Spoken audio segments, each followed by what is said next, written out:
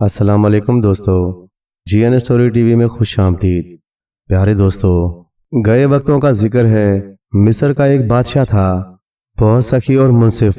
اس کا ایک وزیر تھا، بڑا عالم اور دانا۔ اس وزیر کے دو بیٹے تھے۔ بڑے بیٹے کا نام شمس الدین تھا اور چھوٹے بیٹے کا نام نور الدین۔ دونوں باپ کے نقشے قدم پر چلتے تھے۔ بادشاہ بھی دونوں سے بہت خوش تھا۔ وزیر کا جب انتقال ہوا تو بادشاہ نے دونوں کو وزارت کا کام سپرد کر دیا۔ بادشاہ کہیں باہر جاتا تو ایک بھائی اس کے ساتھ جاتا اور دوسرا سلطنت میں رہ کر سب کام سنبھالتا تھا۔ ایک دن دونوں بھائی بیٹھے اکٹھے باتیں کر رہے تھے کہ شمس الدین نے چھوٹے بھائی سے کہا، دیکھو بھائی، میرا جی چاہتا ہے کہ ہم دونوں کی شادی ایک ہی دن ہو۔ ایک ہی دن تمہارے گھر میں بیٹا پیدا ہو اور میرے گھر میں بیٹی، پھر ہم ان دونوں کی شادی خوب دھوم دھام سے رچائیں گے۔ نور الدین بولا، کیا ہی بات ہے جو ایسا ہو جائے۔ شمس الدین بولا، مگر میری ایک شرط ہے کہ تم اپنے بیٹے کی طرف سے شادی کا کل خرچہ اٹھاؤ گے اور لڑکی کو 3 پرگنے اور 3 لاکھ نقد دو گے۔ نور الدین ہنس کر بولا، بھائی صاحب، یہ تو آپ الٹی بات کر رہے ہیں۔ بات معمولی سی تھی، ابھی تو دونوں کی شادی تک نہ ہوئی تھی۔ نہ لڑکے کا کچھ پتا تھا اور نہ لڑکی کا، مگر بڑے بھائی کو یہ بات بری لگی۔ اس نے نور الدین کو دھمکایا کہ میں تمہاری شکایت بادشاہ سے کروں گا۔ یہ بات اتنی بڑی کہ صبح شمس الدین بادشاہ کے ساتھ شکار کو چلا گیا تو ادھر نور الدین نے گھر سے نکل کر عرب ملک کا رخ کر لیا۔ نور الدین چلتے چلتے بصرہ جا پہنچا۔ وہ مکان کی تلاش میں پھر رہا تھا کہ بازار میں دیکھا ایک بڑے آدمی کی سواری بہت شان و شوکت سے جا رہی ہے۔ جب لوگوں سے اس نے پوچھا تو اسے معلوم ہوا یہ بصرہ کے وزیر اعظم کی سواری ہے۔ نور الدین بھی ایک کنارے کھڑا ہو گیا۔ جب وزیر اس کے پاس سے گزرا تو نور الدین ادب سے آداب بچا لایا۔ وزیر نے دیکھا کوئی پردیسی ہے تو پوچھا، کون ہو اور کہاں سے آئے ہو؟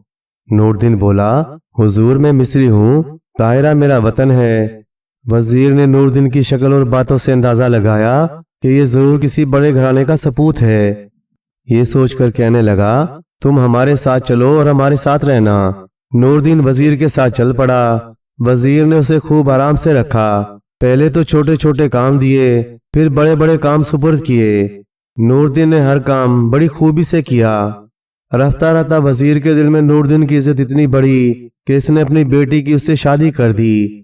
اب نور الدین نے اپنے باپ دادا کا نام و نشان بتایا اور گھر سے نکل آنے کا ماجرا بیان کیا۔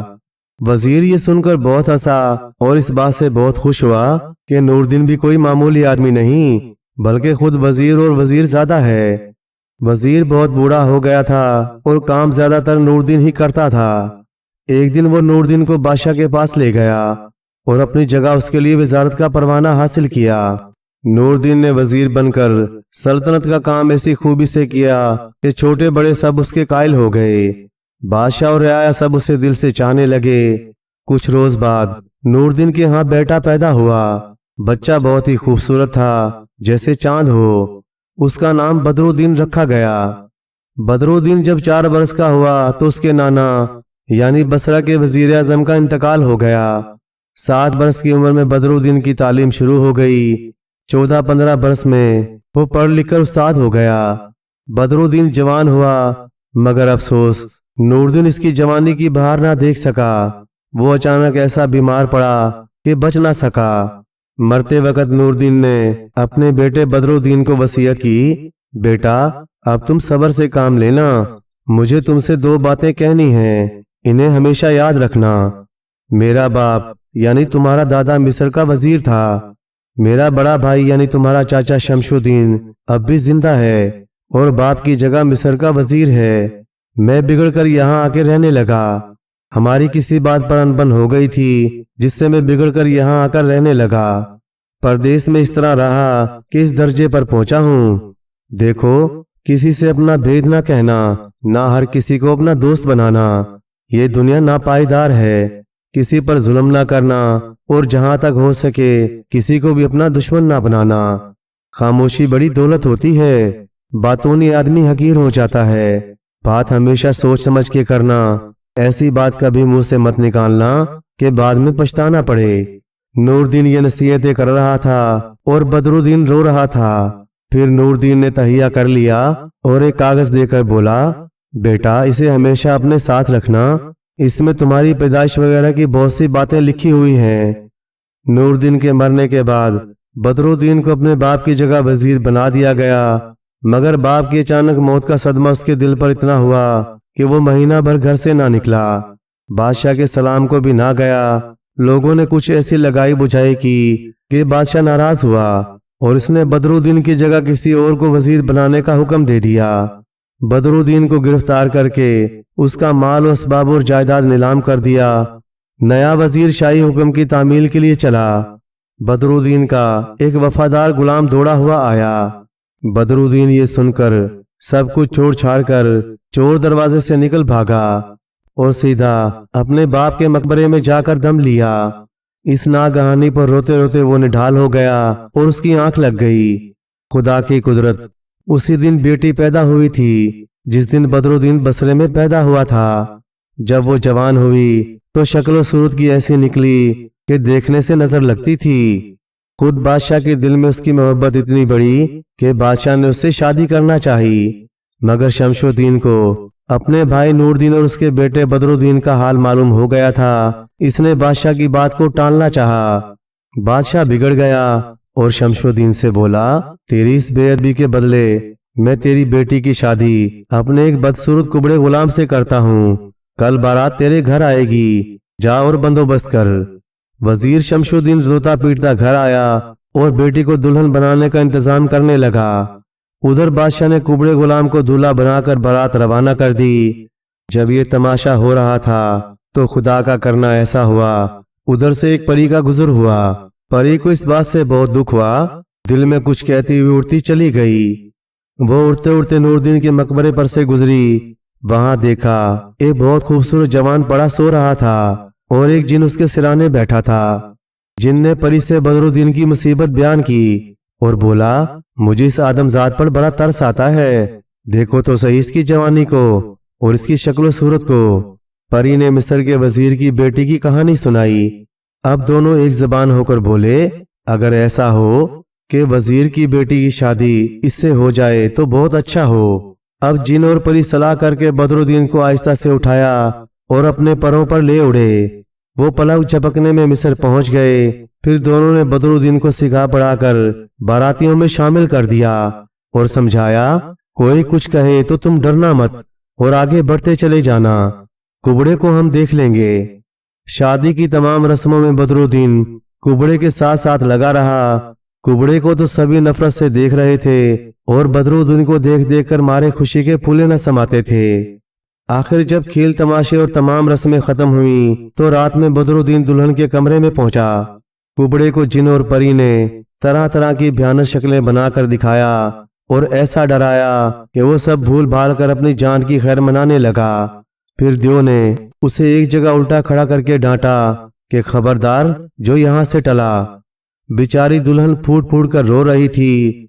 बदरुद्दीन पास आकर उसे समझाने बुझाने लगा, गम ना करो, तुम्हारी शादी मुझसे हुई है और कुबड़े गुलाम को तो बाहर उल्टा लटका दिया गया है।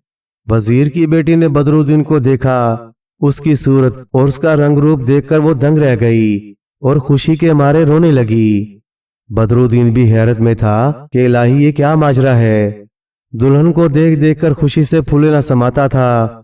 उसने पगड़ी वगैरह उतार कर आरामदेह कपड़े पहने और बहुत रात गए तक दोनों बातें करते रहे। आखिर रात वो दोनों सो गए। अब उस परी और जिन के दिल में न जाने क्या समाई कि सुबह होने से पहले दोनों सलाह करके बदरुद्दीन को फिर सोते में ले उड़े और दमिश्क की जामिया मस्जिद के दरवाजे पर डाल गए। सुबह हुई तो बदरुद्दीन ने देखा चारों तरफ से लोग उसे घेरे हुए खड़े थे। कोई कह रहा था बेचारा अपनी बीवी से रूठकर यहाँ आके पड़ा है, कोई कह रहा था कि पागल है। गर्ज हर कोई अपनी अपनी बात कह रहा था। बदरुद्दीन खुद हैरान था कि आखिर ये क्या माजरा है। वो कभी रोने लगता, कभी चीख चीख कर कहता, मैं दीवाना हूँ, ना अपनी बीवी से रूठा हूँ, न जाने ये क्या करिश्मा है। कल मैं बसरा में अपने बाप के मकबरे में पड़ा हुआ था। रात काहिरा में नामालूम किस तरह पहुंचा, वहां मेरी शादी हुई और अब मैं यहाँ हूँ। लोग बोले میاں یہ دمشق ہے، ایک دن میں 3 ملکوں کی سیر، یہ تم کیا بک رہے ہو؟ غرض بدرالدین اپنی کہانی سناتا رہا اور بیہودہ لڑکے اسے دیوانہ سمجھ کر اس کے پیچھے لگے ہوئے تھے۔ وہ روتا چلاتا ادھر سے ادھر حیران پریشان مارا مارا پھرتا رہا۔ وہ ایک بازار میں سے گزرا، ایک حلوائی نے جو دیکھا تو اسے بڑا ترس آیا۔ اس نے آگے بڑھ کر اس کا ہاتھ پکڑ کر اسے اپنی دکان میں لے آیا۔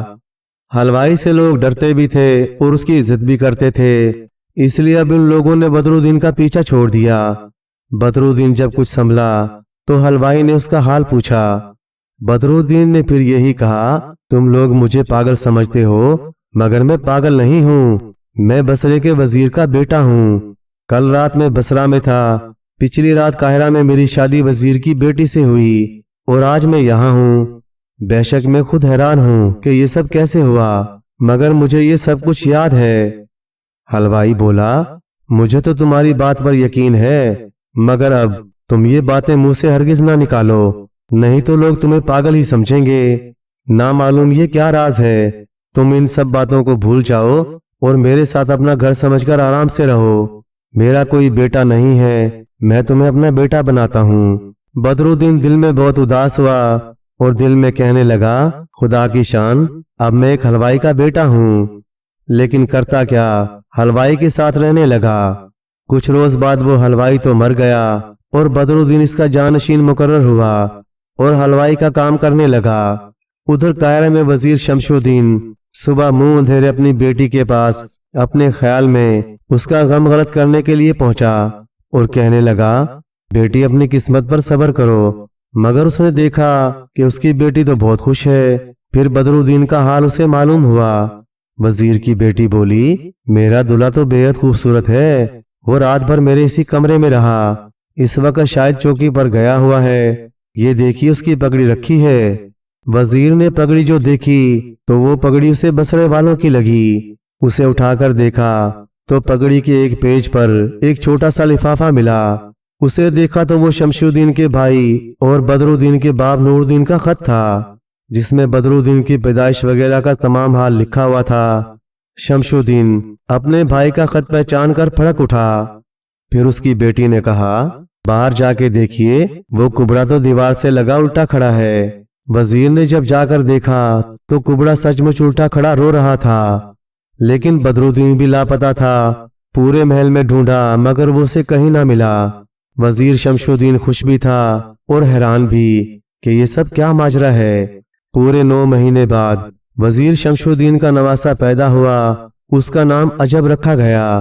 جب وہ سیانہ ہوا تو ایک دن اس نے ماں سے اپنے باپ کا نام پوچھا اور پیچھے پڑ گیا، آخر میرا باپ کون ہے؟ بیٹے کی اس بات سے وزیر کی بیٹی کو بہت دکھ ہوا۔ اس نے اپنے باپ شمش الدین کی منت سماجت کی اور بولی، ابا جان، اب تو عجب کے باپ کو تلاش کرنا چاہیے، عجب تو اب بہت سیانہ ہو گیا ہے، دن رات میرے پیچھے پڑا رہتا ہے، وہ کسی طرح میری بات نہیں مانتا۔ شمش الدین اسی غم میں گھل رہا تھا کہ خدا نے کبڑے غلام سے تو نجات دلا دی، مگر اصلی داماد بھی ہاتھ سے گیا۔ شادی کی رات سے ایسا غائب ہوا کہ آج تک اس کا کوئی پتہ نہ چلا۔ اب وزیر نے بیٹی اور نواسے کی ضد سے مجبور ہو کر داماد کو تلاش کرنے کی ٹھانی اور نواسے کو بھی ساتھ لے لیا۔ بادشاہ سے اجازت لی اور اللہ کا نام لے کر چل پڑا۔ پہلے تو سیدھا وہ بصرے گیا، وہاں کھوج لگاتا لگاتا اپنی بھاوج یعنی بدرالدین کی ماں سے ملا۔ وہ بدرالدین کے غم میں بوڑھی ہو رہی تھی، اس نے اسے بھی ساتھ لے لیا اور ملکوں ملکہ پھرتا رہا۔ آخر منزلیں طے کرتا ہوا وہ دمشق جا پہنچا۔ دمشق میں ایک دن عجب اور اس کا غلام شوبان سیر کو نکلے۔ پھرتے پھرتے بدرالدین حلوائی کی دکان سے گزر رہے تھے کہ عجب کو دیکھ کر بدرالدین کی حالت عجیب ہو گئی۔ اپنے آپ ہی اس کے دل میں محبت کا ایسا جذبہ پیدا ہوا کہ وہ دکان سے اترا، عجب اور شوبان کے سامنے جا کھڑا ہوا۔ بہت خوشامد اور منت کر کے انہیں دکان میں اندر لے آیا اور کمرے کے اندر بٹھا دیا۔ انہیں شربت پلایا، خاص اپنے ہاتھ سے جمائی ہوئی بالائی کھلائی۔ یہ دونوں کھا پی کے نکلے تو کسی اور غلام نے انہیں دیکھ لیا اور وزیر شمس الدین سے جا کر ان کی شکایت لگا دی۔ وزیر بہت جلا کہ میرا بچہ بازار میں بیٹھ کر کھائے پیے۔ غلام کو بلا کے پوچھا تو اس نے انکار کیا، لیکن جب عجب سے پوچھا تو اس نے ساری بات سچ سچ بتا دی۔ اب تو شوبان کی ایسی خبر لی گئی کہ اس نے بھی اقرار کر لیا اور سارا ماجرا کہہ سنایا کہ حلوائی ہمارے پیچھے پڑ گیا تھا، وہ ہماری خوشامد کر کے دکان میں لے گیا، ہمیں ایسی اچھی ملائی کھلائی کہ آج تک دیسی ملائی نہیں کھائی تھی۔ عجب کی دادی کو اس پر شبہ ہوا، شوبان کو بھیج کر اسی حلوائی کی دکان سے ملائی منگوا کر چکھی تو ایک دم اسے غصہ آ گیا، چیخ مار کر بولی، ہائے میرا لال بدرالدین، یہ ملائی تو سوائے میرے یا میرے بیٹے کے اور کوئی نہیں بنا سکتا۔ وزیر شمش الدین نے شوبان غلام کے ساتھ کچھ سپاہی بھیجے اور حکم دیا، اس حلوائی سے جا کر پوچھو کہ یہ ملائی اسی نے بنائی تھی، اگر وہ کہے کہ اسی نے بنائی ہے تو اسے گرفتار کر لو۔ سپاہیوں کو تو وہاں بھیج دیا اور خود دمشق کے بادشاہ کے دربار میں حاضر ہو کر ساری داستان سنائی اور بتایا کہ ایسے ایسے مجھے میرا بچہ مل گیا ہے اور اب میں اسے لے جانا چاہتا ہوں، کوتوال کو حکم کرو کہ مجھے کوئی نہ روکے۔ ادھر شوبان نے جا کر پوچھا تو حلوائی یعنی بدرالدین بولا، جی ہاں یہ ملائی میں نے بنائی تھی، میرے اور میری ماں کے سوا کوئی ایسی ملائی نہیں بنا سکتا۔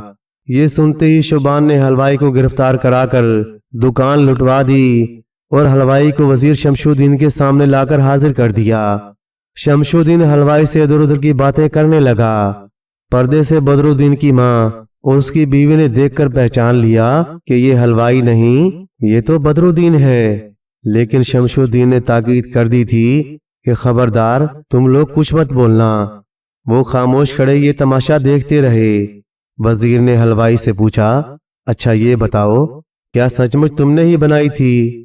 بدرالدین بولا، جی ہاں، ویسی ملائی میری یا میری ماں کے سوا کوئی نہیں بنا سکتا، مگر وزیر شمش الدین بولا، اگر مگر کچھ نہیں، اب تمہیں سولی پر چڑھاؤں گا۔ یہ کہہ کر اس نے ایک بڑے سے صندوق میں بند کر دیا جس میں جنگلے لگے ہوئے تھے، پھر تمام ساتھیوں کو لے کر مصر روانہ ہوا۔ بدرالدین بیچارہ بہت پریشان تھا کہ ملائی میں آخر میں نے کیا ملا دیا جو مجھے اتنی بڑی سزا ملی۔ مصر پہنچے تو وزیر شمش الدین نے اپنی بیٹی کا کمرہ اسی طرح سجوا دیا جس طرح وہ شادی کی رات کو سجا تھا۔ بدرالدین کے کپڑے، اس کی پگڑی وغیرہ سب اسی طرح رکھوا دی جیسے اس نے شادی کی رات کو چھوڑی تھی۔ پھر بدرالدین کو اسی کمرے پر مسیری پر لٹا دیا گیا۔ بدرالدین مارے غم کے بے ہوش پڑا ہوا تھا، اسے کچھ خبر نہ تھی۔ کمرہ خوشبو سے مہک رہا تھا۔ ایک دم اس کی آنکھ کھل گئی اور کیا دیکھتا ہے کہ وہی کمرہ ہے جس میں کئی برس ہوئے ایک رات ہنسی خوشی زندگی گزاری تھی، وہی سب چیزیں جو کہ تو سجی ہیں۔ وہ حیران تھا اور آنکھیں پھاڑ پھاڑ کر ایک ایک چیز کو دیکھ رہا تھا۔ اس کی پگڑی بھی اسی طرح رکھی تھی، آخر اسے ضبط نہ ہو سکا۔ وہ چلایا، الہی یہ کیا ماجرا ہے؟ وہ خواب تھا یا یہ خواب ہے؟ اور اب کیا ہونے والا ہے؟ اب اس کی بیوی وزیر شمش الدین کی بیٹی نے اپنی مسیری سے منہ نکال کر پیاری پیاری آواز میں کہا، یہ سوتے سوتے آپ کو کیا ہو گیا؟ کیوں ایک دم اٹھ بیٹھے اور چیخنے لگے؟ بدرالدین نے اپنی بیوی کی آواز پہچانی، قریب جا کر غور سے دیکھا تو پھر چلایا، جلدی بتاؤ یہ کرشمہ کیا ہے؟ میری عقل کام نہیں کرتی۔ بیوی خدا کے لیے مجھے بتاؤ، مجھے تم سے جدا ہوئے کتنے دن ہو گئے؟ وہ بولی، کیسی باتیں کرتے ہو، یہیں تو ہو۔ بدرالدین بولا، بے شک یہ وہی کمرہ ہے، مگر میں تو 10 برس سے حلوائی بنا ہوا تھا۔ پھر اس نے اپنی تمام کہانی سنا دی۔ وہ ساری رات اسی ادھیڑ بن میں رہا کہ وہ خواب تھا یا حقیقت۔ صبح ہوئی تو وزیر شمش الدین کمرے میں داخل ہوا۔ بدرالدین اسے پہچان کر سہم گیا، مارے ڈر کے تھر تھر کانپنے لگا۔ وزیر مسکرایا اور بولا، میں تمہارا چاچا ہوں اور تمہارا سسر شمش الدین، تمہاری تلاش میں دیس بدیس گھوما پھرا، آخر دمشق پہنچ کر تم مجھے ملے۔ تمہیں جو دکھ میں نے دیا اس کا مطلب یہ تھا کہ خوشی کے مارے تم کہیں مر نہ جاؤ۔ پھر دونوں گلے مل کر خوب روئے۔ اب ایک دم بدرالدین کی ماں بھی پہنچ گئی اور بیٹے سے چمٹ گئی۔ ماں بیٹے رو رہے تھے کہ عجب بھی ابا ابا کرتا ہوا آیا اور بدرالدین سے چمٹ گیا۔ اب تو چاروں طرف سے مبارک سلامت کی صدائیں گونجنے لگیں۔ سارے محل میں گانے بجانے کی وہ دھما چوکڑی مچی کہ ایک کو دوسرے کی خبر نہ رہی۔ سلامی کی توپوں سے زمین ہل گئی اور شہر والے خوشی کے مارے پھولے نہ سما رہے تھے۔ آخر یہ تمام لوگ ہنسی خوشی رہنے لگے۔ پیارے دوستو، پہلے زمانے میں ایک ملک سارگان ہوا کرتا تھا۔ اس ملک پر ایک جادوگر نے جادو کے زور پر قبضہ کر لیا اور بادشاہ بن گیا۔ اس کا نام ماچوکا تھا۔ ماچوکا جادوگر اتنا بڑا جادوگر تھا کہ اس کے قبضے میں 2 پریاں اور جن بھی تھے، اس لیے ماچوکا بڑے ٹھاٹ سے حکومت کرتا تھا۔ جو کوئی بھی اس کے خلاف اپنے گھر کے اندر بھی بات کرتا، ماچوکا کو اس کا علم ہو جاتا اور ماچوکا فوراً اپنے جنوں اور دیووں کو بھیج کر نہ صرف اس آدمی کو ہلاک کر ڈالتا بلکہ اس کے پورے گھر کو جلا کر راکھ کر دیتا۔ یہی وجہ تھی کہ ماچوکا جادوگر کے خلاف کوئی آدمی بات کرنا تو ایک طرف بڑبڑانے کی بھی ہمت نہ کرتا تھا۔ سب وزیر، امیر اور فوج کے سپہ سالار اس سے بے حد خوفزدہ رہتے تھے۔ ماچوکا جادوگر کے تخت پر قبضہ کر لینے کے بعد ملک سارگان کے ہمسایہ ملکوں کے بادشاہ بھی اس سے ڈرنے لگے کہ کہیں وہ جادو کے زور پر ان کے ملکوں پر بھی قبضہ نہ کر لے۔ یہی وجہ تھی کہ ہمسایہ ملکوں کے بادشاہ اسے بہت قیمتی تحفے بھیجتے اور سفیروں کے ذریعے اس کی خوش آمدید کرتے رہتے۔ آج بھی ماچوکا بادشاہ سونے اور ہیرے جواہرات کے بنے ہوئے انتہائی خوبصورت تخت پر بڑی شان سے بیٹھا ہوا تھا۔ اس کے درباری، امیر اور وزیر تخت کے دونوں طرف سر جھکائے اور ہاتھ باندھے کھڑے ہوئے تھے۔ ماچوکا بادشاہ اپنے علاوہ کسی کو دربار میں بیٹھنے کی اجازت نہیں دیتا تھا، اس لیے جب تک دربار رہتا سب امیر وزیر مسلسل ہاتھ باندھے اور سر جھکائے کھڑے رہتے۔ ایک طرف 4 خوفناک جلاد کھڑے رہتے تھے۔ بادشاہ کو جس پر ذرا سا بھی غصہ آ جاتا وہ اس کی گردن اڑانے کا حکم دے دیتا اور ایک لمحے میں جلاد اس کی گردن اڑا دیتے۔ ماچوکا بادشاہ بے حد ظالم سفاک بھی تھا، اس لیے وہ صرف نہ ہی درباری کو قتل کرتا تھا بلکہ اس کی ساری زمینی جاگیر اور جائیداد ضبط کرنے کے ساتھ ساتھ اس کے معصوم بچوں اور بے گناہ بیوی اور کنبے کے سارے افراد کو بھی قتل کرا دیتا تھا۔ یہی وجہ تھی کہ جب تک دربار ہوتا ہر امیر وزیر خوف کے مارے بری طرح کانپتا رہتا کہ نہ جانے کس وقت پر بادشاہ کو غصہ آ جائے۔ حضور، ملک سپستان کا ایک نوجوان تاجر بازیابی کی اجازت چاہتا ہے۔ ایک دربان نے دربار میں آ کر جھک کر انتہائی عاجزانہ لہجے میں کہا۔ تاجر اور بادشاہ کے دربار میں؟ اچھا بلاؤ اسے، بادشاہ نے چونک کر کہا، اور چند لمحوں بعد ایک نوجوان تاجر اندر داخل ہوا۔ آنے والے کا جسم بے حد مضبوط تھا اور چہرے پر ایسا جلال تھا جیسے وہ تاجر کے بجائے شہزادہ ہو، لیکن اس کے جسم پر تاجروں جیسا لباس تھا اور آنکھوں میں بے پناہ چمک تھی۔ اس نے اندر آ کر بادشاہ کو بڑے ادب سے شاہی سلام کیا۔ کیا بات ہے نوجوان تاجر، تم نے ہمارے دربار میں آنے کی جرت کیوں کی ہے؟ ماچوکا بادشاہ نے بڑے کڑکدار لہجے میں پوچھا۔ وہ بڑے غور سے تاجر کو دیکھ رہا تھا۔ بادشاہ سلامت، میرے پاس آپ کے لیے ایک بہترین تحفہ ہے، ایسا تحفہ جو پوری دنیا میں صرف آپ جیسے بادشاہ کے ہی لائق ہے۔ باقی بادشاہ تو اس کے قابل بھی نہیں کہ ایسا تحفہ انہیں دینا تو دور، انہیں دکھایا بھی نہیں جا سکتا۔ اس لیے حضور، میں بہت دور سے سفر کرتا ہوا آپ کے دربار میں حاضر ہوا ہوں۔ تاجر نے ادب سے کہا۔ اچھا دکھاؤ، کون سا تحفہ ہے؟ اگر تحفہ واقعی ہمارے لائق ہوا تو تمہیں انعام دیا جائے گا، ورنہ تمہاری گردن اڑا دی جائے گی۔ بادشاہ نے اسی طرح کڑکدار لہجے میں کہا، اور تاجر نے اپنے بغل میں لٹکے ہوئے تھیلے میں ہاتھ ڈالا اور ایک بڑی سی تصویر کا فریم نکال لیا۔ اس پر سنہرا کپڑا چڑھا ہوا تھا۔ بادشاہ سلامت، یہ ایک ایسی شہزادی کی تصویر ہے جو دنیا میں سب سے زیادہ خوبصورت لڑکی ہے۔ ایسی لڑکی جس کے حسن کے سامنے سورج اور چاند بھی ماند پڑ جاتے ہیں۔ اس کا حسن ایسا ہے کہ عام آدمی تو اسے دیکھ کر ہی دیوانہ ہو جاتا ہے۔ اس کا نام شہزادی حور جمال ہے اور یہ واقعی جنت کی حور ہے جسے دنیا میں بھیج دیا گیا ہو۔ نوجوان تاجر بولا اور فریم بڑے ادب سے بادشاہ کی طرف بڑھا دیا۔ بادشاہ نے اس کا کپڑا ہٹانا ہی چاہا تھا کہ نوجوان تاجر بول پڑا، بادشاہ سلامت، اگر اسے گستاخی نہ سمجھا جائے تو عرض کروں کہ آپ اسے تنہائی میں دیکھیں، کسی غیر کی نظر اس پر نہ پڑنی چاہیے۔ او ہاں، ٹھیک کہتے ہو، یہ جب تحفہ ہمارا ہے تو واقعی اس پر غیر کی نظریں کیوں پڑیں؟ دربار برخاست کیا جاتا ہے اور نوجوان تاجر، تم ہمارے پیچھے دیوان خاص میں آؤ۔ یہ کہہ کر بادشاہ فریم اٹھائے تخت سے نیچے اترا اور دیوان خاص کی طرف چل پڑا۔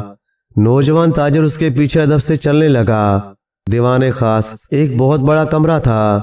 جس میں دربار عام سے بھی زیادہ قیمتی اور خوبصورت تخت بچھا ہوا تھا، لیکن یہاں تخت کے سامنے 2 کرسیاں بھی رکھی تھیں۔ بادشاہ جا کر اس تخت پر بیٹھ گیا اور اس نے نوجوان تاجر کو ایک کرسی پر بیٹھنے کا اشارہ کیا۔ نوجوان تاجر ادب کے ساتھ کرسی پر بیٹھ گیا۔ بادشاہ نے تخت پر بیٹھتے ہی فریم پر لگا ہوا سنہری کپڑا اتار دیا اور کپڑا اتارتے ہی وہ بری طرح چونک پڑا۔ اس کے چہرے پر اچانک حیرت اور پسندیدگی کے تاثرات ابھر آئے، کیونکہ تصویر واقعی خوبصورت شہزادی کی تھی، اور شہزادی اس قدر خوبصورت تھی کہ اس پر نظریں نہیں ٹکتی تھیں۔ یہ تو واقعی حور جمال ہے۔ تاجر، تم نے ہمیں خوش کر دیا ہے، اس لیے ہم تمہیں منہ مانگا انعام دیں گے۔ اب ہمیں بتاؤ کہ یہ شہزادی کہاں موجود ہے؟ بادشاہ نے تصویر کو بار بار دیکھتے ہوئے پوچھا۔ حضور، اس شہزادی کا نام تو میں پہلے ہی بتا چکا ہوں۔ یہ شہزادی ملک سپستان کے بادشاہ کی اکلوتی بیٹی ہے۔ اس کے حسن کا شعرہ پوری دنیا میں پھیلا ہوا ہے، اس لیے ہر شخص اس سے شادی کرنے کا خواہش مند تھا۔ لیکن شہزادی نے فیصلہ کر رکھا تھا کہ وہ صرف اس سے شادی کرے گی جو اتنا بہادر بھی ہو کہ 10 بھوکے شیروں سے بغیر کسی ہتھیار کے لڑے اور اسے پرستان کی سیر بھی کرائے۔ ظاہر ہے یہ دونوں شرطیں اس قدر سخت تھیں، کوئی شہزادہ یا بادشاہ بھی اسے پورا نہیں کر سکتا تھا۔ لیکن پھر شہزادی کے حسن کا چرچا ایک بوڑھے اور بدصورت جادوگر کے کانوں تک بھی پہنچ گیا۔ چنانچہ اس جادوگر نے جادو کے زور سے شہزادی کو زبردستی اپنے محل میں اٹھا لیا، لیکن شہزادی بوڑھے اور بدصورت آدمیوں سے شدید نفرت کرتی ہے۔ چنانچہ اس نے بوڑھے اور بدصورت جادوگر سے شادی کرنے سے صاف انکار کر دیا۔ اس پر اس جادوگر نے غصے میں آ کر اسے آجوکا پہاڑی کے قریب ایک اندھے کنویں میں قید کر دیا۔ اس نے شہزادی کو ایک ایسے پنجرے میں بند کیا ہے جسے ناتام جادو سے بنایا گیا ہے، اور سنا گیا ہے کہ ناتام جادو کے پنجرے کو بڑے سے بڑا جادوگر بھی نہیں توڑ سکتا۔ اس بوڑھے اور بدصورت جادوگر کا نام ڈمڈم جادوگر ہے۔ اچھا، تو ڈمڈم جادوگر نے اس قدر خوبصورت شہزادی کو ناتام جادو کے پنجرے میں بند کر رکھا ہے۔ اس کی یہ جرت! میں اس ڈمڈم جادوگر کا ایسا حشر کروں گا کہ وہ بوڑھا تڑپ تڑپ کر مر جائے گا۔ بادشاہ غصے میں بولا۔ تاجر نے کوئی جواب نہ دیا اور سر جھکائے خاموش بیٹھا رہا۔ بادشاہ نے تصویر ایک طرف تخت پر رکھی اور پھر زور سے تالی بجائی۔ دوسرے ہی لمحے ایک دربان اندر داخل ہوا۔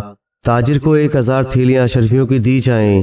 بادشاہ نے دربان سے کہا، اور تاجر نے اٹھ کر بادشاہ کا شکریہ ادا کیا اور جھک کر سلام کر کے دیوان خاص سے باہر نکل گیا۔ اچھا ڈمڈم جادوگر! نوجوان تاجر کے جانے کے بعد بادشاہ نے بڑبڑاتے ہوئے کہا، اور تخت سے اٹھ کر دیواروں میں نصب ایک الماری کی طرف بڑھ گیا۔ اس نے الماری کھولی، اس میں سے شیشے کا بنا ہوا ایک چھوٹا سا پتلا اٹھایا اور الماری بند کر کے دوبارہ تخت پر آ کر بیٹھ گیا۔ اس نے ایک منتر پڑھ کر پتلے پر پھونک ماری تو پتلے کا رنگ تیزی سے سرخ ہوتا گیا اور چند لمحوں بعد وہ انسانوں کی طرح ہو گیا۔ بادشاہ نے اسے فوراً زمین پر چھوڑ دیا۔ شیشے کے پتلے نے جھک کر بادشاہ کو سلام کیا اور بولا، شیشے کا پتلا حاضر ہے، کیا حکم ہے میرے آقا؟ شیشے کے پتلے، ہمیں بتاؤ کہ شہزادی حور جمال کس حال میں ہے اور ہم اسے ڈمڈم جادوگر کی کیسے رہائی دلا سکتے ہیں، اور یہ بھی بتاؤ کہ ڈمڈم جادوگر ہم سے بھی زیادہ طاقتور جادوگر ہے کیا؟ شیشے کا پتلا بادشاہ کی بات سن کر زمین پر ناچنے لگا۔ وہ کافی دیر تک ناچتا رہا، پھر رک گیا۔ ماچوکا جادوگر، شہزادی حور جمال آجوکا پہاڑی کے قریب اندھے کنویں میں قید ہے۔ اسے ناتام جادو کے پنجرے میں قید کیا گیا ہے، اور اگر 2 روز کے اندر شہزادی حور جمال کو وہاں سے رہائی نہ دلوائی گئی تو شہزادی حور جمال ہلاک ہو جائے گی۔ ڈمڈم جادوگر کے پاس پاشوٹی جادو ہے۔ وہ پاشوٹی جادو جس کے پاس ہوتا ہے وہ دنیا کا سب سے طاقتور جادوگر مانا جاتا ہے۔ اگر آپ شہزادی حور جمال کو ڈمڈم جادوگر کی قید سے رہائی دلانا چاہتے ہیں تو آپ پاتال سے چوٹی جن کو طلب کریں۔ وہ خود کنویں کی منڈیر کے قریب کھڑے ہو کر شاکام جادو کا ورد کرتے ہیں۔ جب تک آپ شاکام جادو کا ورد کرتے رہیں گے چوٹی جن کو کچھ نہیں ہوگا، اور کنویں میں موجود خوفناک ہستے اسے کاٹ نہ سکیں گے۔ اور یہ طاقت صرف چوٹی والے سب جن میں ہے کہ وہ کنویں کی گہرائی سے وہ پنجرا اٹھا کر باہر آ سکتا ہے جس میں شہزادی قید ہے، ورنہ اور کسی میں اتنا دم نہیں۔ جب شہزادی پنجرے میں قید کنویں سے باہر آ جائے گی تو डमडम जादूगर को पता चल जाएगा और डमडम जादूगर आपके मुकाबले पर आ जाएगा। अगर डमडम जादूगर को आप तक पहुंचने में देर हो जाए तो आप फौरन सदामा जादू का मंत्र पढ़कर पिंजरे में फूंक मार दें। नाकाम जादूगर खत्म हो जाएगा और शहजादी पिंजरे की कैद से आज़ाद हो जाएगी। लेकिन अगर डमडम जादूगर पहुंच जाए तो फिर सतामा जादू का मंत्र पिंजरे पर असर नहीं करेगा। फिर आपको डमडम जादूगर से मुकाबला करना होगा। अगर आपने डमडम जादूगर को हलाक कर दिया तो शहजादी बच जाएगी। अगर डमडम जादूगर ने आपको हलाक कर दिया तो फिर शहजादी हमेशा के लिए उसकी कनीज बन जाएगी। शीशे के पुतले ने बारी बारी हर सवाल का जवाब दिया।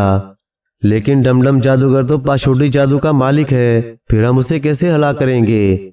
आका, इसके लिए तुम्हें सुनहरी बिच्छू की खिदमत हासिल करना होगी जो सुनहरी झील के मगरबी किनारे पर रहता है। अगर सुनहरी बिच्छू डमडम जादूगर को डंग मार दे तो जितनी देर तक उसका जहर डमडम जादूगर के जिस्म में रहेगा उस वक्त तक वो पाशुटी जादू ना कर सकेगा।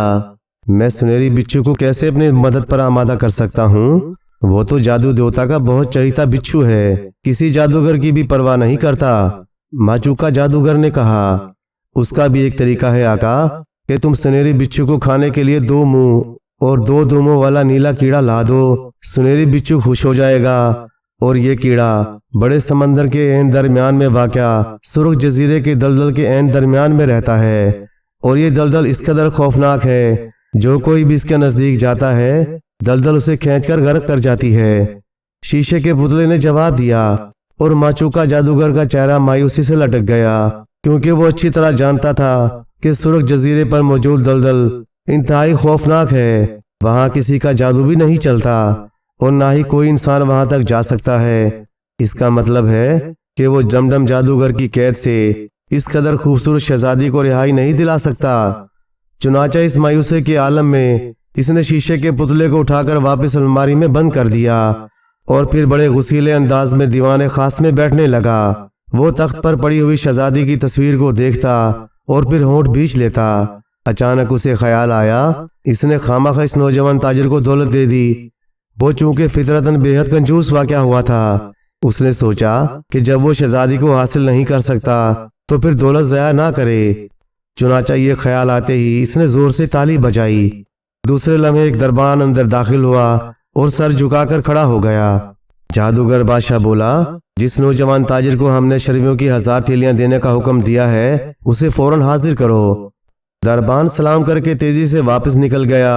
माचूका जादूगर मायूसी के आलम में तख्त पर ढेर सा हो गया। थोड़ी देर बाद वही नौजवान ताजिर दीवाने खास में दाखिल हुआ और सर झुकाकर खड़ा हो गया। आपने मुझे तलब फरमाया बादशाह सलामत?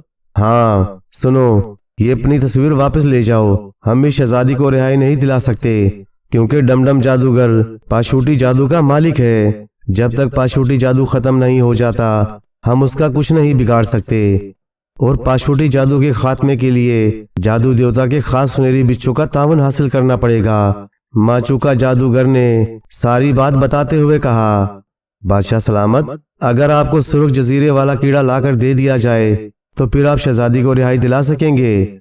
नौजवान ताजिर ने पूछा। अगर पाशुटी जादू खत्म हो जाए तो फिर मैं इस डमडम जादूगर के बच्चे का आसानी से खात्मा कर सकता हूँ, लेकिन तुम कैसे ये कीड़ा ला सकते हो? ऐसा मुमकिन तो नहीं। ये आप मुझ पर छोड़ दें। मैं एक ऐसे माहीगीर को जानता हूँ जो ऐसे कीड़ों को जजीरे पर जाए बगैर ही शिकार कर सकता है। मैं आज ही उसके पास जाता हूँ और कल मैं आपको ये कीड़ा पेश कर दूंगा। अच्छा, अगर ऐसा हो जाए तो हम तुम्हें 1000 थैलियां और इनाम देंगे। माशूका जादूगर ने खुश होते हुए कहा और नौजवान ताजिर सलाम करके वापस चला गया। दूसरे रोज जब माशूका जादूगर को नौजवान ताजिर की आमद की इत्तला मिली तो इसने फौरन उसे दीवाने खास में तलब कर लिया। नौजवान ताजिर ने अंदर आकर अदब से सलाम किया और फिर एक छोटी सी डबिया जादूगर बादशाह की खिदमत में पेश कर दी। ये लीजिए बादशाह सलामत, सुर्ख जजीरे की दलदल का 2 मुंह और 2 दुमों वाला कीड़ा। नौजवान ताजिर बोला और माचूका बादशाह खुशी से उछल पड़ा। इसने डबिया खोल कर देखी तो वाकई इसमें वो कीड़ा मौजूद था। अब मैं देखता हूँ इस डमडम जादूगर के बच्चे को ये कैसे शहजादी को रिहा नहीं करता। जादूगर बादशाह ने खुशी से चीखते हुए कहा और फिर इसने दरबान को बुलाकर نوجوان تاجر کو اشرفیوں کی 1000 تھیلیاں اور انعام میں دینے کا حکم دیا اور نوجوان تاجر سلام کر کے دربان کے ساتھ باہر چلا گیا۔ جادوگر بادشاہ نے ڈبیا جیب میں ڈالی اور پھر منتر پڑھ کر زور سے ہاتھ ہلائے تو اس کا جسم دھواں بن کر ہوا میں غائب ہو گیا۔ چند لمحوں بعد وہ سنہری جھیل کے مغربی کنارے پر کھڑا تھا۔ سنہری بچھو، میری بات سنو، میں تمہارے لیے خاص تحفہ لایا ہوں، جادوگر بادشاہ نے چیختے ہوئے کہا، اور دوسرے لمحے جھیل کے کنارے سے ایک بڑا سا سنہری رنگ کا بچھو مٹی میں سے نکلا اور تیزی سے جادوگر بادشاہ کی جانب آ گیا۔ کیا بات ہے ماچوکا جادوگر، کیوں آئے ہو اور تم کس تحفے کی بات کر رہے ہو؟ سنہری بچھو نے قریب آ کر اونچی آواز میں کہا۔ وہ چونکہ جادو دیوتا کا خاص بچھو تھا اس لیے وہ کسی جادوگر سے نہیں ڈرتا تھا۔ پیارے سنہری بچھو، اگر تم میرے ساتھ تعاون کرو اور ڈم ڈم جادوگر کو کاٹ لو تو اس کا پاشوٹی جادو ختم ہو سکتا ہے، اس طرح میں دنیا کی سب سے خوبصورت شہزادی کو حاصل کر سکتا ہوں۔ جادوگر بادشاہ نے منت بھرے لہجے میں کہا، لیکن میں تعاون کیوں کروں؟ مجھے کیا ضرورت پڑی؟ سنہری بچھو نے جواب دیا، دیکھو، اگر تم میرے ساتھ تعاون کر لو تو میں تمہیں سنہری دلدل والے 2 منہ اور 2 دموں والا کیڑا کھانے کو دوں گا۔ اچھا، اگر ایسا ہے تو پھر میں ضرور تعاون کروں گا، مجھے وہ کیڑا دو، یہ تو میری پسندیدہ خوراک ہے۔ سنہری بچھو نے خوش ہوتے ہوئے کہا اور ماچوکا جادوگر نے اس سے وعدہ لے کر جیب سے ڈبیا نکالی اور اسے کھول کر زمین پر بچھو کے منہ کے آگے رکھ دیا۔ بچھو تیزی سے ڈبیا میں موجود کیڑے پر جھپٹا اور پھر مزے لے کر اسے کھانے لگا۔ جب اس نے کیڑا کھا لیا تو وہ خوشی سے ناچنے لگا۔ تم نے واقعی میری زندگی کی سب سے بڑی حسرت پوری کر دی ہے ماچوکا جادوگر۔ چلو، کہاں ہے ڈم ڈم جادوگر؟ میں اسے کاٹوں گا، سنہری بچھو نے کہا، اور جادوگر بادشاہ نے اسے ہاتھ پر اٹھایا اور پھر منتر پڑھ کر وہ دوبارہ دھوئیں میں تبدیل ہو گیا۔ چند لمحوں بعد وہ بچھو سمیت آچوکا پہاڑی کے قریب اندھے کنویں کی پرانی سی منڈیر پر پہنچ چکا تھا۔ اس نے بچھو کو سارا واقعہ سنایا اور بچھو کو منڈیر کے سوراخ میں چھپ کر بیٹھنے کے لیے کہہ دیا تاکہ جیسے ہی ڈم ڈم جادوگر آئے وہ سوراخ سے نکل کر اسے فوراً کاٹ لے۔ اس کے بعد اس نے دونوں ہاتھ فضا میں بلند کیے اور پاتال سے چوٹی جن کو طلب کرنے کا منتر پڑھنا شروع کر دیا۔ کافی دیر تک وہ منتر پڑھتا رہا تو اچانک آسمان پر کڑاکا سا ہوا اور پھر ایک دیو جس کے سر پر بالوں کی لمبی سی چوٹی تھی آسمان سے اتر کے اس کے سامنے کھڑا ہو گیا۔ چوٹی والے جن، اس کنویں کی تہ میں ناتام جادو کے پنجرے کی قید میں دنیا کی سب سے خوبصورت شہزادی حور جمال بند ہے۔ تم اس کنویں کی تہ میں اتر جاؤ اور اپنی طاقت سے شہزادی کو پنجرے سمیت باہر نکال لاؤ۔ میں اس دوران کنویں کی منڈیر کے قریب کھڑا ہو کر شاکام جادو کا ورد کرتا رہوں گا تاکہ کنویں کا خوفناک اژدھا تمہیں کچھ نہ کہہ سکے۔ جادوگر بادشاہ نے سب چوٹی والے جن سے مخاطب ہو کر کہا، مگر آقا، یہ کنواں تو ڈم ڈم جادوگر کی ملکیت ہے، وہ فوراً یہاں آ جائے گا اور مجھے بھی ہلاک کر دے گا۔ نہیں، ہم بادشاہوں والے لباس میں ہیں، اس لیے ڈم ڈم جادوگر یہی سمجھے گا کہ کوئی شہزادہ یا بادشاہ کھڑا ہے، وہ ہمیں نہ پہچان سکے گا۔ تم فوراً نیچے اترو اور بے فکر رہو، تمہارا کچھ نہیں بگڑے گا۔ چوٹی والا سبز جن ہوا میں اچھلا اور پھر تیر کی طرح اندھے کنویں کی تہ میں اتر گیا۔ جادوگر بادشاہ منڈیر کے قریب کھڑے ہو کر شاکام جادو کا ورد کرنے میں مصروف ہو گیا، ساتھ ساتھ وہ کنویں کے اندر بھی جھانک رہا تھا۔ کنویں کے اندر شور سا مچ گیا جیسے ہزاروں لاکھوں خوفناک اژدھے پکار رہے ہوں، لیکن وہ مسلسل شاکام جادو کا منتر پڑھتا رہا اور تھوڑی دیر بعد چوٹی والا سبز جن ایک بہت بڑا پنجرا اٹھائے کنویں کی تہ میں سے باہر نمودار ہوا۔ پنجرے کے اندر شہزادی حور جمال بند تھی۔ بادشاہ کی نظریں جیسے ہی پنجرے پر پڑیں، اس نے اور زیادہ تیزی سے منتر پڑھنا شروع کر دیا اور چند لمحوں بعد جن نے پنجرا کنویں سے باہر نکال کر رکھا اور سلام کر کے ہوا میں غائب ہو گیا۔ بہت خوبصورت شہزادی ہے، بس قید ہونے کی وجہ سے قدریں نڈھال نظر آ رہی ہے، جادوگر بادشاہ نے خوشی سے بھرپور لہجے میں کہا۔ اسے شیشے کے پتلے کی یہ بات یاد نہ رہی کہ وہ فوراً ستامہ جادو کا بڑا منتر ڈم ڈم جادوگر کے آنے سے پہلے پڑھ لے، اور عین اسی وقت ایک زوردار کڑاکا ہوا اور انتہائی بدصورت اور گندی شکل والا بوڑھا سا جادوگر وہاں پہنچ گیا۔ ماچوکا، تمہاری یہ جرت کہ تم ڈم ڈم جادوگر کے مقابلے پر آؤ، میں ابھی تم پر باشوٹی جادو کر کے تمہیں جلا کر راکھ کر دیتا ہوں، लेकिन उसी लम्हे मंडेर के सुराख से सुनहरी बिच्छू निकला और इसने तेजी के साथ झपटकर डमडम जादूगर को काट लिया और खुद गायब हो गया। बिच्छू के काटते ही डमडम जादूगर बुरी तरह चीखने लगा। उसी लम्हे माचूका जादूगर ने जल्दी से एक और मंत्र पढ़कर डमडम जादूगर पर फूंक दिया और डमडम जादूगर के पूरे जिस्म को आग लग गई और डमडम जादूगर जमीन पर गिरकर तड़पने लगा। जैसे ही डमडम जादूगर नीचे गिरा एक कड़ाका सा हुआ और वो पिंजरा गायब हो गया जिसमें शहजादी कैद थी। शहजादी उठकर खड़ी हो गई। माचूका जादूगर ने मसरत से कहका लगाते हुए कहा, लेकिन डमडम जादूगर ने नीचे गिरते ही मुट्ठी भरकर मिट्टी माचूका जादूगर पर फेंक दी और माचूका जादूगर के जिस्म में भी आग भड़क उठी और वो भी चीखता हुआ नीचे जमीन पर गिरा। ओह, हम दोनों के जादू खत्म हो गए। काश ऐसा ना होता। डमडम जादूगर और माचूका जादूगर दोनों ने बेबसी से चीखते हुए कहा और अभी उनकी बात खत्म ना हुई थी कि एक तरफ से वही नौजवान ताजिर नमूदार हुआ। उसके हाथ में एक तलवार थी। वो तेज तेज कदम उठाता आगे बढ़ा। एक तरफ खड़ी शहजादी हूर जमाल ने जैसे ही इस नौजवान को देखा उसका चेहरा खुशी से चमक उठा।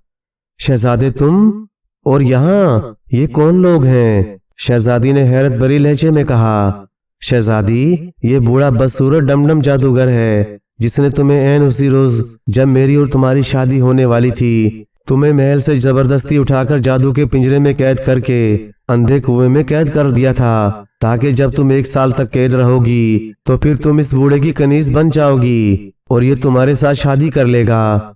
चूंकि मैं जादू नहीं जानता था इसलिए तुम्हें छुड़ाने के लिए मैंने एक चाल खेली। मुझे मालूम था कि मुल्क सारगान का बादशाह माचौकू भी जादूगर है। चुनाचा मैं तुम्हारी तस्वीर लेकर ताजिर के रूप में इसके पास गया और उसे लालच दिया कि वो तुम्हें छुड़ा लाए। मुझे मालूम था अगर 2 जादूगर किसी औरत के लिए आपस में लड़ें तो उन दोनों का जादू खत्म हो जाता है और तुम्हें इस कुएं की कैद से भी बाहर निकलवाना था। चुनाचा मैंने इस माचूका जादूगर को चक्कर दिया। ये मेरे चक्कर में आ गया और फिर मैंने इसे अपने महल के तालाब में मौजूद 2 मुंह और 2 दुमों वाला कीड़ा ला दिया जो उसने सुनहरी बिच्छू को दिया और पाताल से एक जिन को बुलाकर तुम्हें कुएं की कैद से बाहर निकाला। सुनहरी बिच्छू ने उस डमडम जादूगर को काटा तो तुम पिंजरे की कैद से रिहा हो गईं। डमडम जादूगर ने गुस्से में आकर इस पर जादू कर दिया और इसने डमडम जादूगर पर। इस तरह इन दोनों का ये जादू खत्म हो गया और अब ये आम इंसानों की तरह जमीन पर निढाल और बेबस पड़े हैं। अब मैं एक एक बार से इन दोनों का खात्मा कर दूंगा और फिर तुम्हें अपने साथ ले जाऊंगा और हमारी शादी हो जाएगी। उस नौजवान ताजिर ने कहा जो दरअसल मुल्क रूम का शहजादा और शहजादी हूर जमाल का मंगेतर था। बहुत खूब शहजादे, तुम वाकई बेहद अक्लमंद हो। मुझे खुशी है कि मेरा होने वाला शौहर इस कदर अक्लमंद है। शहजादी हूर जमाल ने खुश होकर कहा, हमें माफ कर दो शहजादे, हमें मत मारो। जमीन पर पड़े दोनों जादूगरों ने मिन्नत करते हुए कहा, तुम दोनों जालिम जादूगर हो इसलिए तुम दोनों को मारना जरूरी है। और फिर शहजादे ने आगे बढ़कर इसने तलवार का वार किया और पहले डमडम जादूगर की गर्दन उड़ा दी और फिर दूसरे ही वार में इसने माचूका जादूगर की गर्दन उड़ा दी। इस तरह दोनों जालिम जादूगरों का खात्मा कर दिया। फिर शहजादा शहजादी हूर जमाल को साथ लेकर पहले माचूका जादूगर के मुल्क में आया। वो माचूका जादूगर का कटा हुआ सर भी साथ ले आया था। जब वहां की रियाया को मालूम हुआ कि जालिम जादूगर मारा गया है तो वो बेहद खुश हुए और उन्होंने शहजादे को ही मुल्क सारगान का बादशाह मान लिया। इस तरह शहजादा मुल्क रूम के साथ साथ मुल्क सारागान का भी बादशाह बन गया और शहजादी हूर जमाल के साथ उसकी शादी हो गई। प्यारे दोस्तों, कहानी अच्छी लगी तो लाइक करें, चैनल को सब्सक्राइब कर दें और मजीद इसी तरह की किस्से कहानियां देखने के लिए देखते रहें GN स्टोरी TV। शुक्रिया।